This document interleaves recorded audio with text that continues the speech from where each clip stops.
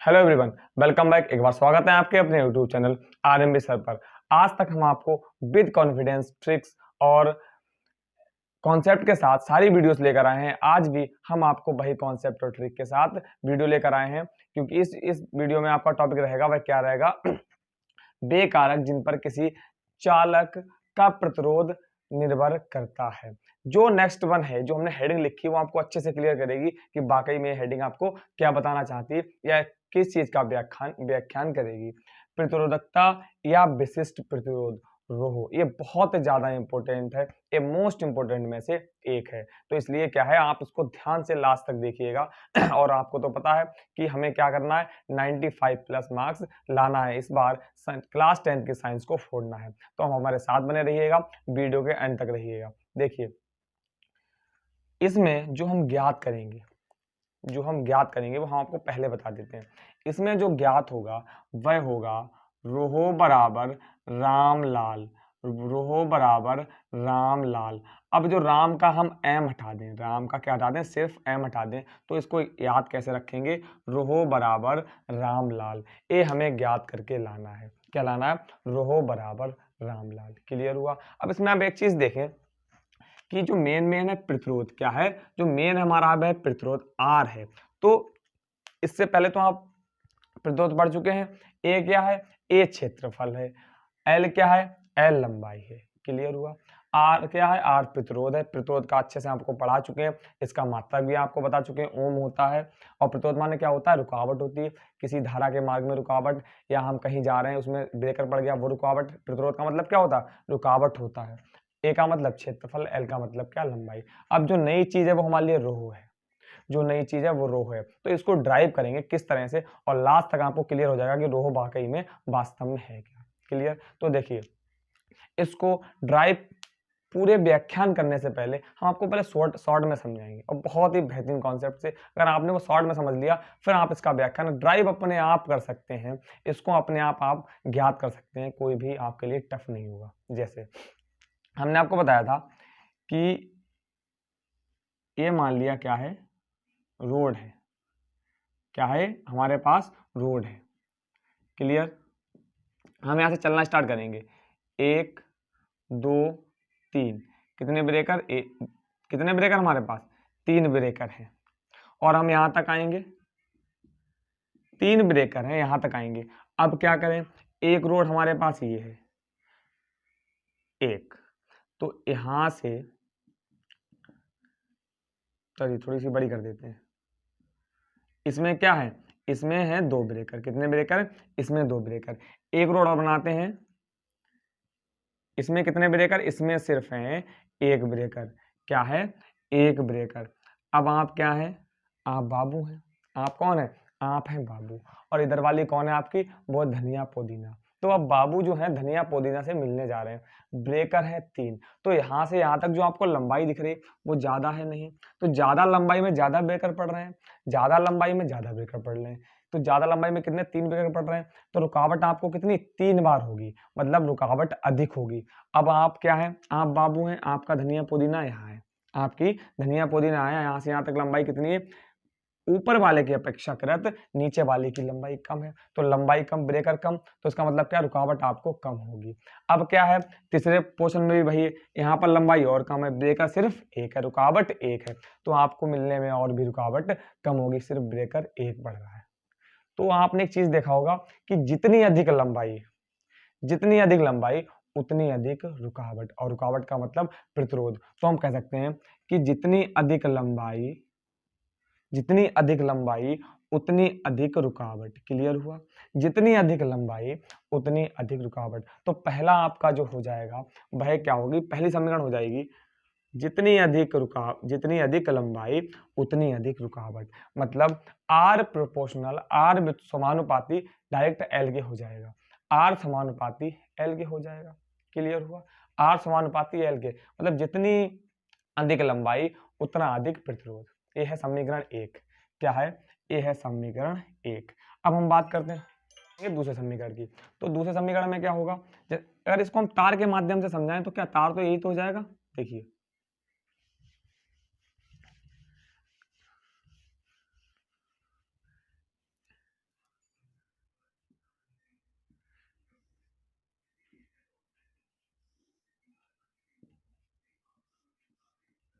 अब देखिए ध्यान से कि जितनी अधिक लंबाई उतना अधिक क्या है प्रतिरोध। जैसे यहाँ से अगर एंट्री करेगा कौन, इलेक्ट्रॉन एंट्री करेगा, तो यहाँ और यहाँ पर क्या होगा, प्रतिरोध होंगे यहाँ पर, सेम वही कंडीशन है, प्रतिरोध लगे होंगे यहाँ पर। तो यहाँ पर 3 बार इसको रोका जाएगा, यहाँ पर सिर्फ 2 बार रोका जाएगा, यहाँ पर सिर्फ 1 बार रोका जाएगा। तो इतना क्लियर हुआ कि जितनी अधिक लंबाई उतने प्रतिरोध। अब बात करते हैं कि दूसरा क्या रहेगा, इसमें हमारा एल कंप्लीट हो गया, एल कंप्लीट हो गया। अब हम बात करेंगे ए की, किसकी हम बात करेंगे, हम बात जो करेंगे वह करेंगे ए की। तो एक बात आप मुझे बताएं, यहाँ पर हम 3 तार ले रहे हैं, 1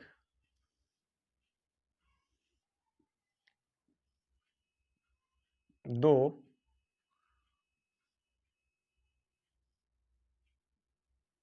और 3।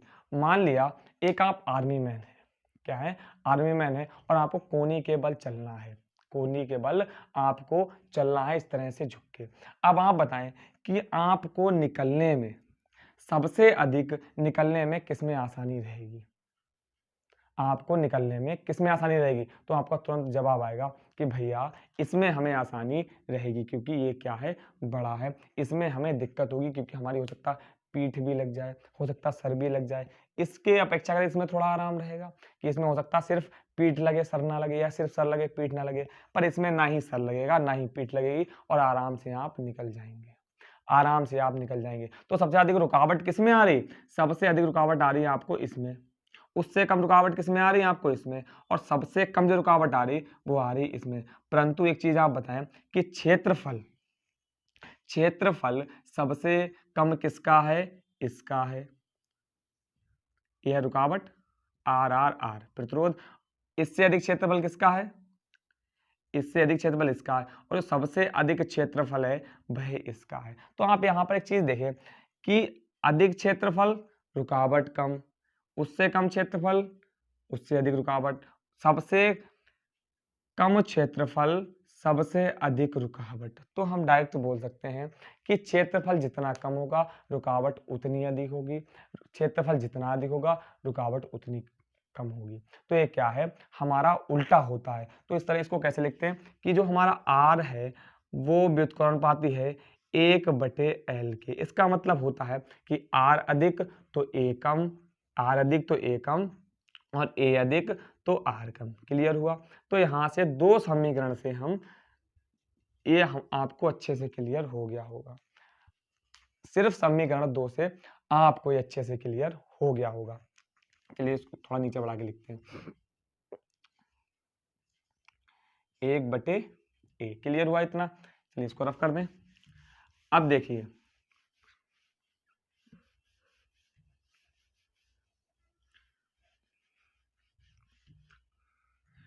हम क्या करेंगे कि ये समीकरण 2 हो गए, तो हम लिखेंगे यहाँ पर समीकरण 1 व 2 से, समीकरण 1 व 2 से। तो यहाँ पर आप एक चीज मुझे क्लियर करें कि यहाँ पर भी आर, यहाँ पर भी आर, यहाँ व्युत्क्रम, यहाँ समानुपाती चिन्ह, यहाँ व्युत्क्रमानुपाती चिन्ह। हमने चिन्ह का सिर्फ नाम उल्टा कर दिया क्योंकि बटे में है, तो आप इसको चिन्ह आपको एक से दिख रहा है, आर एक से दिख रहा है। तो समीकरण 1 और 2 से हम लेंगे तो हमारे पास क्या आएगा, हमारे पास जो आएगा आर समानुपाती एल ऊपर तो एल नीचे रहेगा, गुणे का चिन्ह लगेगा, ए क्या है 1/A, तो 1/A हो गया। तो हम इसको बोल सकते हैं आर समानुपाती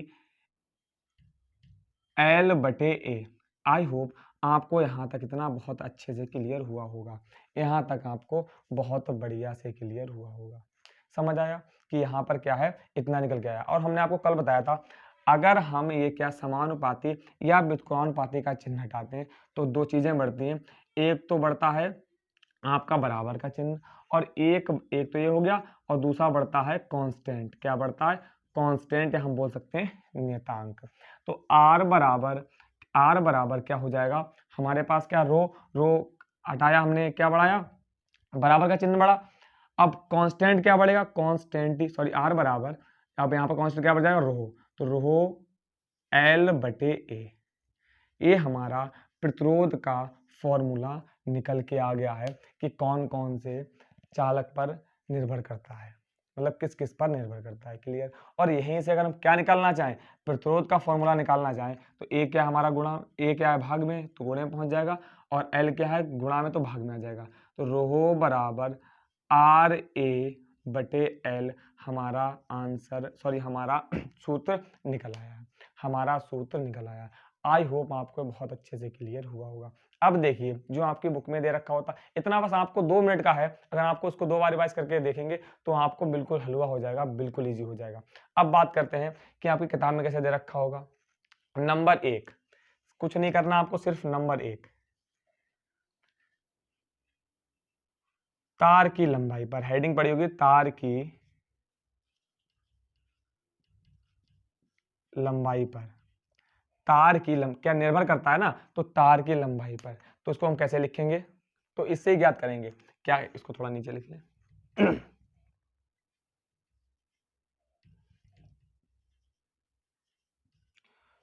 किसी चालक तार का प्रतिरोध उसकी लंबाई के समानुपाती होता है, समानुपाती होता है। समीकरण 1 हो गया था।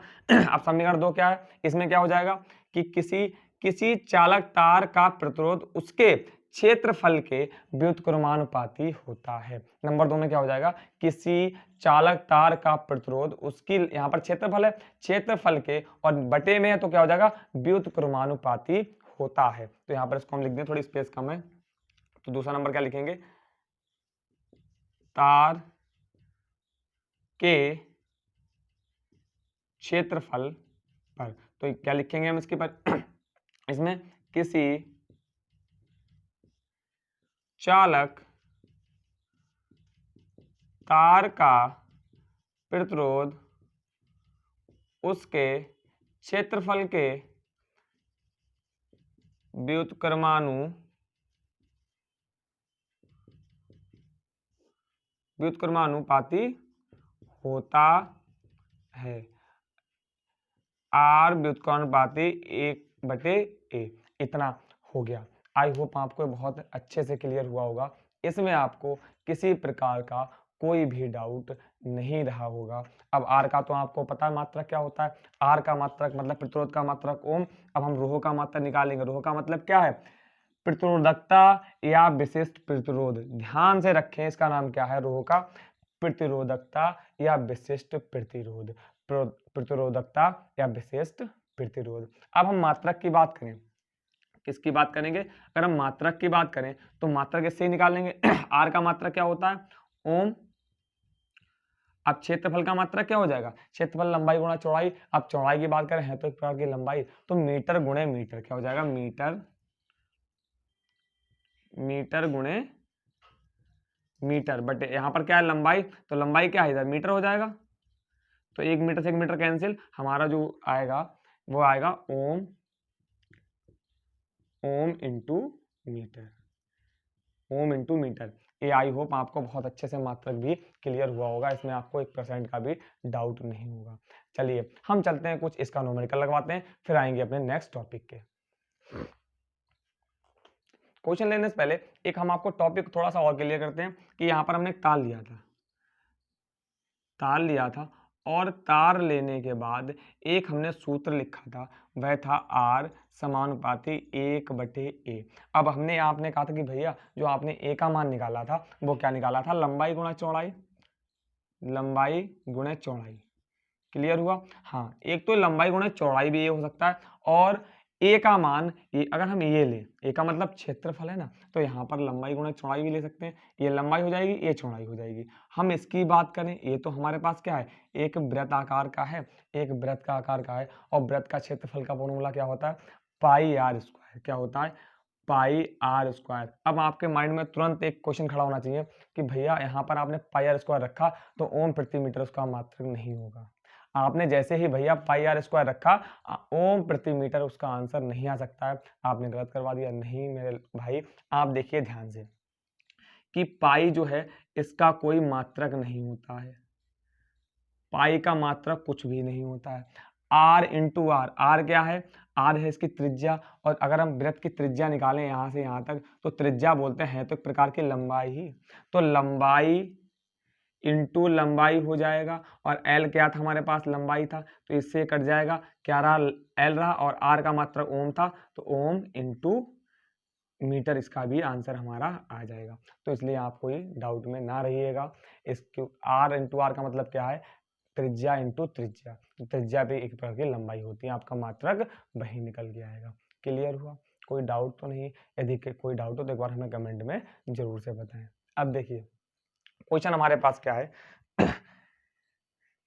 किसी धातु के 1 मीटर लंबे तार, किसी धातु के 1 मीटर लंबे तार का 20 डिग्री सेंटीग्रेड पर विद्युत प्रतिरोध 26 ओम है।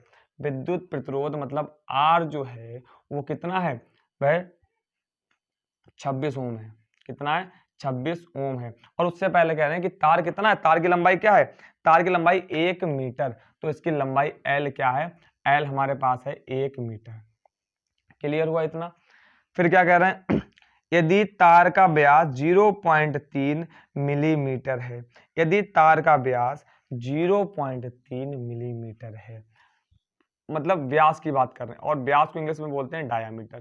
क्या बोलते हैं, डायामीटर बोलते हैं। कितना, 0.3 मिलीमीटर है। और जब भी हम मिलीमीटर को मीटर में कन्वर्ट करते हैं, मिलीमीटर को मीटर में कन्वर्ट करते हैं, तो हम क्या करते हैं 10,000 से भाग लगाते हैं। तो 10,000 का मतलब क्या हुआ, मीटर बटे 10 की घात 4 हो जाएगा, 10 की घात 4 हो जाएगा। यदि हम इस 4 को ऊपर ले जाएं तो घात माइनस में आ जाएगी, तो मीटर गुणे 10 की घात -4।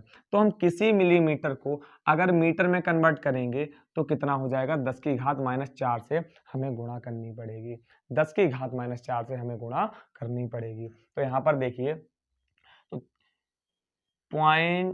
0.3 गुणे 10 की घात -4 मीटर हो गया, 10 की घात -4 मीटर हो गया। क्लियर। अब हम इस पॉइंट को हटाएंगे, हम इस पॉइंट को जैसे ही हम हटाएंगे तो पॉइंट यहाँ से अगर पॉइंट हटाएंगे तो नीचे के कितने से गुणा करनी पड़ेगी, 10 से गुणा करनी पड़ेगी, और एक घात ऊपर जैसे ही जाएगी एक इसमें माइनस में हो जाएगा। तो हम इसको लिखेंगे 3 गुणे 10 की घात -4 गुणे 10 की घात -1। तो आपके मन में फिर क्वेश्चन आएगा कि भैया यहाँ पे एक है नहीं, एक नहीं है पर हम एक मान लेते हैं, किसकी, 10 की घात कितनी, 10 की घात 1 है, तो हम इसको कितना लिखेंगे 3 गुणे 10 की घात -5। क्लियर हुआ। ये हमारा क्या निकल के आया, डायामीटर निकल के आया। क्या निकल के आया, ये हमारा व्यास निकल के आया। क्या निकल के आया, व्यास। और हमें क्या ज्ञात करना है, हमें यहाँ पर त्रिज्या होनी चाहिए, आर होना चाहिए, और व्यास का आधा क्या होता है, व्यास का जो आधा होता है आर। इसको भी एक बार आप क्लियर करें। एक है हमारे पास एक गोला है, यहाँ से यहाँ तक क्या होगी इसकी त्रिज्या, और यहाँ से यहाँ तक एक त्रिज्या, तो एक त्रिज्या R1 एक त्रिज्या R2, तो कितनी, 2 त्रिज्या है। और हम इसको पूरे को बोलेंगे तो अगर यहाँ से यहाँ तक हम इसको बोलते हैं तो उसको बोलेंगे व्यास। क्या बोलेंगे, व्यास। तो यहाँ पर ध्यान से देखिए, तो व्यास बराबर क्या आया हमारा, त्रिज्या R1 प्लस R2। तो हम कह सकते हैं त्रिज्या अगर R1 R2 को रहेगी तो त्रिज्या, हमने नाम चेंज नहीं किया, तो R1 इसका अगर नाम RR सिर्फ लिख दें RR, तो कितनी हो जाएंगी, 2R हो जाएंगी। व्यास बराबर 2 त्रिज्या हो गई, हमें निकालना त्रिज्या, तो हम 2 को कहाँ ले आएंगे, व्यास के नीचे, तो व्यास बटे 2 हो जाएगा, और हो जाएगा हमारा R। तो त्रिज्या का फॉर्मूला कैसे निकलेगा, व्यास का आधा। कैसे निकलेगा, व्यास को हम आधा कर देंगे, तो व्यास D बटे 2 बराबर R। तो ये वाला हमारा फॉर्मूला भी हो जाएगा, ये वाला फॉर्मूला हो जाएगा। क्लियर हुआ। तो इस फॉर्मूले से अगर हम यहाँ पर निकालें, R का मान निकालें, किसका मान निकालेंगे, R का, तो D के नीचे क्या रखेंगे, 3 गुणे 10 की घात -5 बटे, अच्छा मीटर में था ये, बटे 2 कर देंगे, तो 2 एकम 2, 2 एकम 2, एक बचा, पॉइंट लगाया, 0 बढ़ा, 2 पंजे 10, तो R बराबर 1.5 गुणे 10 की घात -5 मीटर हमारा R आ जाएगा। R आ गया हमारा, R इसको रफ करते हैं।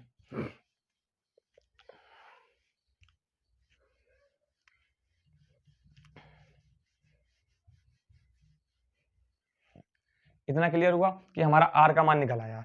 फिर क्या कह रहे हैं, इस ताप पर धातु की विद्युत प्रतिरोधकता क्या है? विद्युत प्रतिरोधकता क्या है? तो प्रतिरोधकता या विद्युत प्रतिरोधकता की बात करेंगे तो हमें क्या निकालना होगा? हमें सिर्फ रोहो निकालना होगा। और रोहो का अभी हमने आपको फॉर्मूला बताया, क्या होता है? रोहो बराबर रामलाल मतलब RA/L। तो R का मान हमारे पास कितना दे रखा है? R का मान दे रखा है 26 गुणे A का मान कितना दे रखा है? अच्छा, A का मान रह गया अभी। अच्छा, एक किसमें कन्वर्ट हो जाएगा? A रह जाएगा पाई आर स्क्वायर। किसमें होगा? Pi R square. तो पहले भी इतना ही लिख ले, पाई आर स्क्वायर बटे एल। तो रोहो बराबर आर, अब यहाँ पर आर का मान कितना है? आर का मान है 26 गुणे पाई का मान कितना हो जाएगा? 22/7। पाई का मान कितना होता है? 22/7 गुणे आर का मान हमने कितना निकाला यहाँ पर? 15। 1.5 गुणे 10 की घात -5, 2 बार है तो 2 बार लिखेंगे। 1.5 गुणे 10 की घात -5 बटे एल का मान कितना है? एल का जो मान है वह है 1। एल का मान एल यहाँ 1 जाएगा तो 7 एकम 7 हो जाएगा, तो इससे कोई भी हमें दिक्कत नहीं है। अब इसको आप कैलकुलेट करोगे, इसको आप कैलकुलेट करोगे तो आंसर आएगा 1.84 गुणे 10 की घात -6 ओम प्रति मीटर। आई होप आपको ये बहुत अच्छे से क्लियर हुआ होगा, इसमें आपको कोई भी डाउट नहीं हुआ होगा। इसमें यदि आपको कोई डाउट हो तो एक बार हमें कमेंट में ज़रूर से बताएं। हाँ, हम आई होप आपको वीडियो बहुत अच्छी लगी होगी। यदि आपको वीडियो अच्छी लगी तो एक बार वीडियो को लाइक करें और चैनल को जरूर से सब्सक्राइब कर लें, क्योंकि आपको क्लास टेंथ में 95+ मार्क्स लाना है हिंदी बोर्ड में, तो आपको RMD सर से जुड़ना ही पड़ेगा। जुड़ने के लिए आप क्या करें? चैनल को लाइक कर लें और प्रत्येक वीडियो को बहुत अच्छे से लास्ट तक बात करें। कोई भी डाउट हो तो एक बार हमें कमेंट में ज़रूर से बताएं। Thank you very much.